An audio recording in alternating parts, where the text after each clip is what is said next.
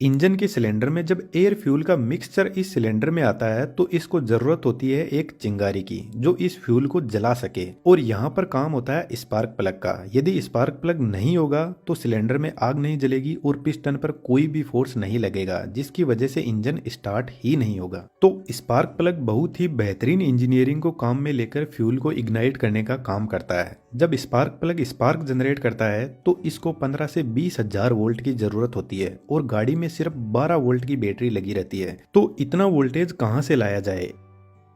इसके लिए spark plug को इतना वोल्टेज देने का काम करती है इग्निशन कोयल। इग्निशन कोयल एक ट्रांसफॉर्मर ही होता है जो बैटरी से मिल रहे 12 वोल्ट को बहुत हाई वोल्टेज में बदल देता है।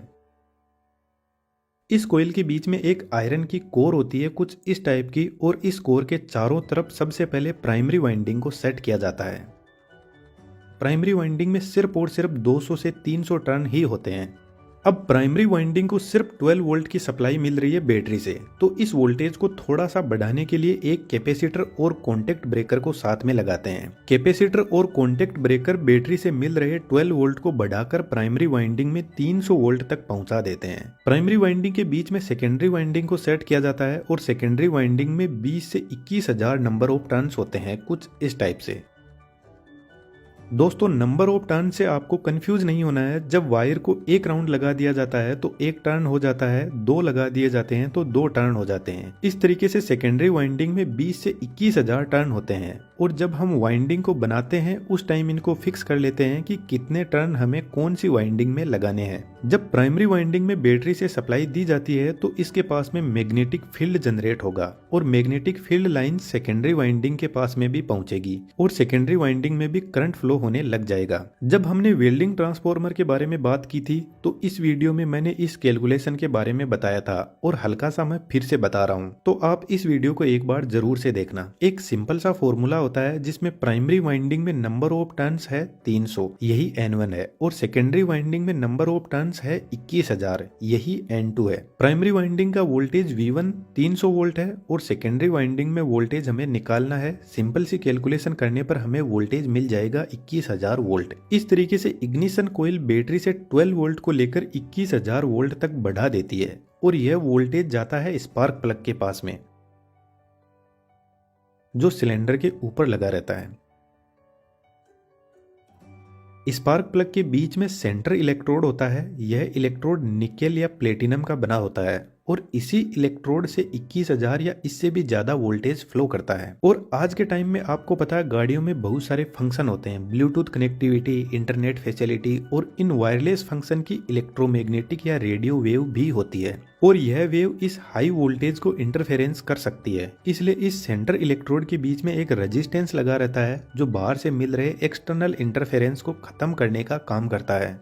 दोस्तों, आज के टाइम में हमारा जो एजुकेशन सिस्टम है उसमें प्रैक्टिकल चीजें कम है और थ्योरी ज्यादा है, और यह सिस्टम हमें मजबूर कर देता है 10 से 12 हजार की नौकरी करने के लिए या फिर सरकारी नौकरी की तैयारी करने के लिए, क्योंकि हमारे पास में कोई बेहतरीन स्किल होती ही नहीं है। और डिग्रियां आज के टाइम में कोडियों के भाव बिक रही है, लेकिन इंडियन इंडस्ट्री में आज एक ऐसी स्किल है जो एक्सप्लोड कर रही है और उसका नाम है 3D एनिमेशन। आप उन यूट्यूब चैनल को भी देख सकते हो जो 3D में अपना कंटेंट क्रिएट करते हैं, उनकी ग्रोथ कितनी जबरदस्त है और ऐसा लाइव अड्डा के साथ में भी है। इस बेहतरीन 3D एनिमेशन की स्किल को आप भी सीख सकते हो और हमने इस कोर्स की फीस सिर्फ आपके फोन रिचार्ज के बराबर रखी है। अब दोस्तों, सोचना आपको है कि इस एनिमेशन को देखना चाहते हो या क्रिएट करके अपनी लाइफ सेट करना चाहते हो। एक बात का ध्यान रखना, आज के टाइम में फ्यूचर सिर्फ और सिर्फ स्किल्स का ही है, डिग्रियों का कोई फ्यूचर नहीं है।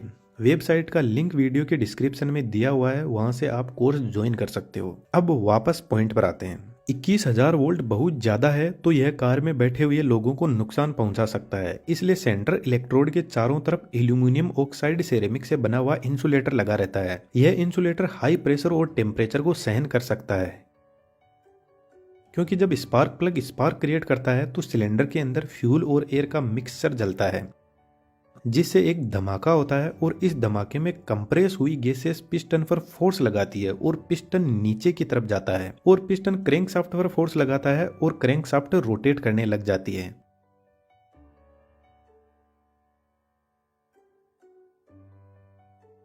तो जब सिलेंडर में धमाका होता है तो ये फोर्स स्पार्क प्लग पर भी लगता है और कहीं से सिलेंडर में गैस लीक ना हो जाए, इसलिए इंसुलेटर हाई प्रेशर और टेम्परेचर को सहन कर सके, ऐसी प्रॉपर्टीज इसको दी जाती है। इंसुलेटर के चारों तरफ ग्राउंड इलेक्ट्रोड लगा रहता है जो लोहे का बना होता है और ग्राउंड इलेक्ट्रोड के चारों तरफ थ्रेड्स भी बने रहते हैं जो सिलेंडर के ऊपर स्पार्क प्लग को टाइट करने में काम आते हैं।